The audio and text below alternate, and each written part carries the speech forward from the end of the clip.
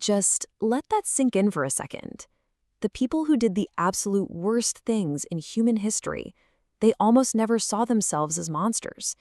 In their own minds, they were right. They were doing what was necessary. A lot of them even thought they were the heroes. And that, well, that's a much more terrifying story than one about simple evil. Welcome to Mind Of. Now, before we dive into the minds of some of history's most complex figures, we need to build our toolkit. This is episode 0. This is the foundation, the framework we're going to use to take apart power, psychology, and history itself. You know, history is usually told from the outside in. We get the events, the dates, the facts. A king invades a country, a war is fought, a genocide happens. These are just the shadows on the wall of Plato's cave. But in this series, we're not interested in studying the shadows. We're going straight to the source. The core idea of this whole series is pretty simple, actually. Every major event in history, every revolution, every empire, every single act of liberation, it all started as an idea inside a human mind. So we're not going to ask, what did they do? We're going to ask, how did they think? What did the world actually look like from inside their head?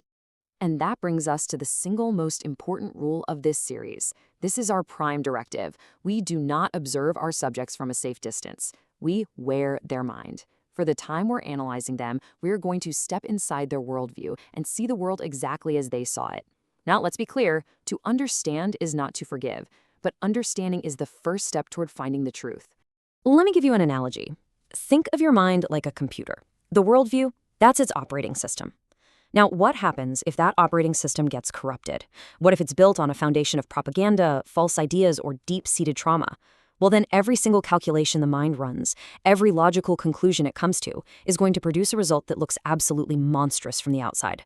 But, and this is the key, from inside that system, the logic is perfectly sound, which leads to a really disturbing thought.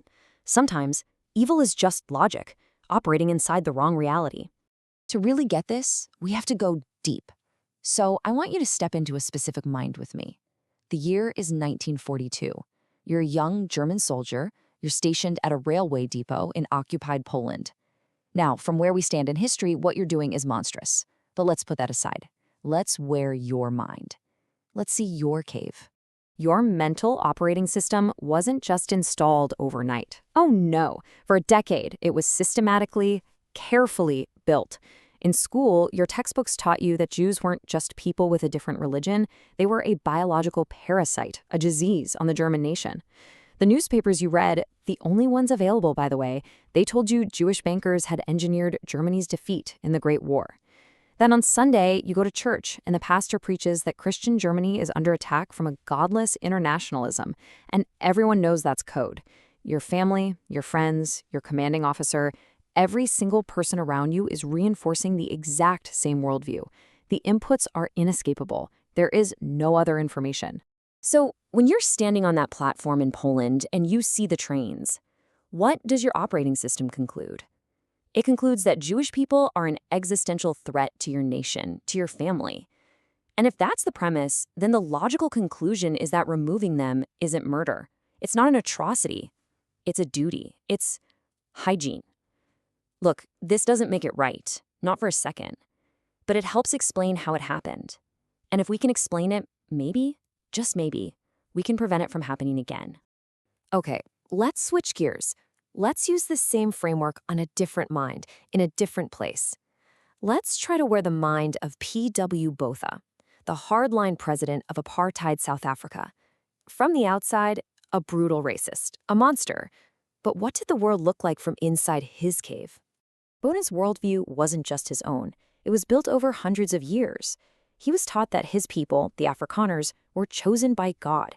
Their history, the Great Trek, was framed as a biblical exodus escaping British oppression.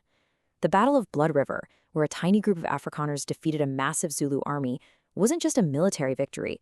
It was seen as a divine covenant with God himself. So their claim to the land wasn't colonial, it was a holy right. And the black majority? They weren't seen as an oppressed people. In his worldview, they were a primitive, communist-controlled mob that would destroy his civilization if they ever got power. So from inside that worldview, every brutal act he authorized, every detention without trial, every police crackdown, wasn't oppression. It was an act of civilizational preservation. The really critical thing to get here is that this man slept soundly at night. He went to church. He didn't look in the mirror and see a monster. He saw a guardian, a protector, performing his sacred duty. And honestly, that's the most chilling part of the whole story. Okay, now let's wear one more mind. A Black South African woman, maybe born in Soweto around 1950. Her worldview, her cave, is built by the daily, grinding reality of the very system that the other two minds created. From the moment she's born, her operating system gets a completely different set of inputs. She has to carry a passbook, basically an internal passport, just to move around in the country of her birth. Her kids go to schools that are designed by law to give them an inferior education to keep them down. She lives in a segregated township. Her family can be arrested for just being in the wrong part of town after dark. And the police, the judges, the politicians enforcing all of this, they're all white. So what's the logical conclusion her mind produces after a lifetime of this evidence? The system is designed to crush me. And a person in a white uniform is its agent. That's not paranoia. It's just pattern recognition. So these examples, they really show how vital it is to understand the cave that a person is living inside. But to do this properly, we need some real analytical tools. And our first set, you might be surprised, comes from ancient Greece. Over 2,400 years ago, Plato wrote The Republic, and what he laid out was essentially a precise instruction manual for understanding power, propaganda, and tyranny that is just shockingly accurate today. So let's talk about the allegory of the cave. Imagine a group of prisoners, chained up in a cave since they were babies, forced to face a blank wall. Behind them, there's a fire, and people walk back and forth in front of the fire carrying puppets and objects, and it casts shadows on the wall. For the prisoners, these shadows are reality. It's all they've ever known. Now imagine one prisoner gets free. He stumbles out into the sunlight, sees the real world for the first time, and then goes back to tell the others. Do they believe him? No way. They think he's gone insane. They might even try to kill him because he's threatening the only reality they've ever known. The point is, every historical figure we'll ever study is living inside their own kind of cave. And this is how it works in the real world. Think about King Leopold II of Belgium. He never actually went to the Congo. His cave was built in the palaces of Europe, and the shadows on his wall told him that Africa was just empty land, that its people were basically children, and that brutally extracting rubber was an exploitation. It was the price of bringing them civilization. Or take the Nazi soldier we talked about.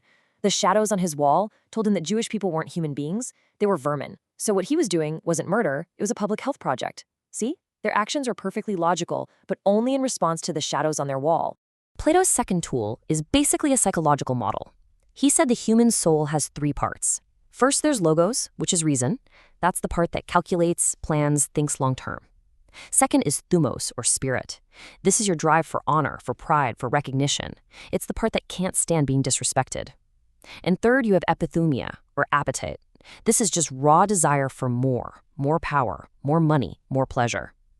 Now, a healthy, balanced person, Plato says, is ruled by reason. But a tyrant? A tyrant is someone whose appetite has completely taken over and overthrown reason.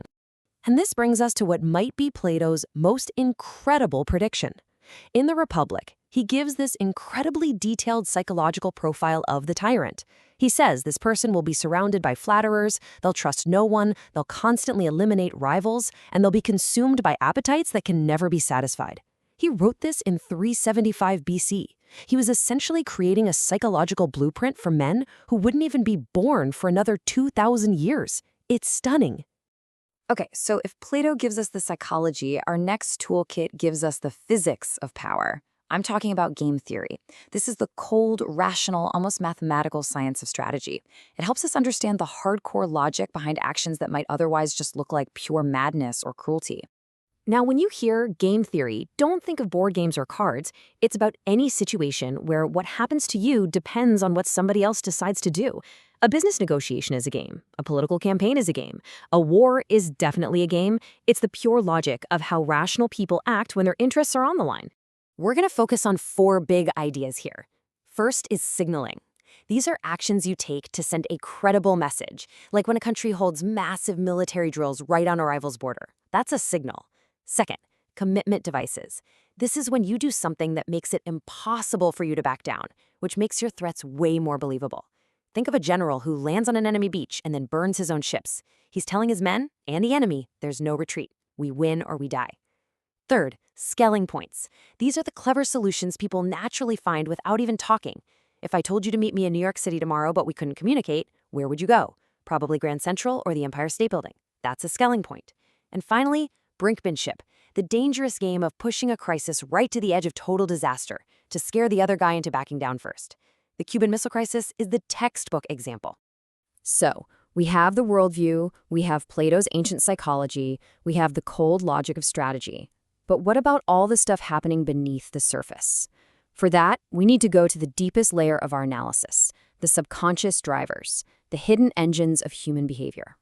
Now, dark psychology sounds kind of spooky, but it's not supernatural. It's just the study of how to manipulate basic human vulnerabilities, our fear of death, our need to belong, our desperate craving for certainty. And every single effective tyrant in history, whether they had a name for it or not, was an intuitive master of these techniques. We're going to explore a few of these powerful mechanisms. Things like trauma bonding, which creates this bizarre, twisted loyalty between a victim and their abuser. The cult of personality, which is the process of turning a political leader into a godlike figure. Strategic brutality, where horrifying violence isn't used out of anger, but as a cold, calculated tool to terrorize people into submission. And finally, Carl Jung's idea of the shadow, all the darkness and violence inside ourselves that we refuse to admit is there. Tyrants are brilliant at getting an entire country to project its collective shadow onto an enemy group. It lets people feel totally righteous while they do the most horrific things imaginable. So there you have it. We have our tools. We've got Plato's blueprints, the cold logic of game theory, and the hidden engines of dark psychology. And every single one of them serves our one core directive: to wear the mind, to understand the worldview. Which, of course, brings us right back to where we started, and to one last question. After using this entire framework to step inside the operating systems of people that history has labeled as pure evil, after seeing the world through their eyes and feeling the bizarre logic that drove their actions, the question you have to leave with is this. Do you think that what produced these people was some unique kind of evil, something alien that could never, ever be inside of you? Or do you think that any human being, including you, given the right set of inputs, the right fears, the right culture, given the right cave, is capable of doing exactly the same thing?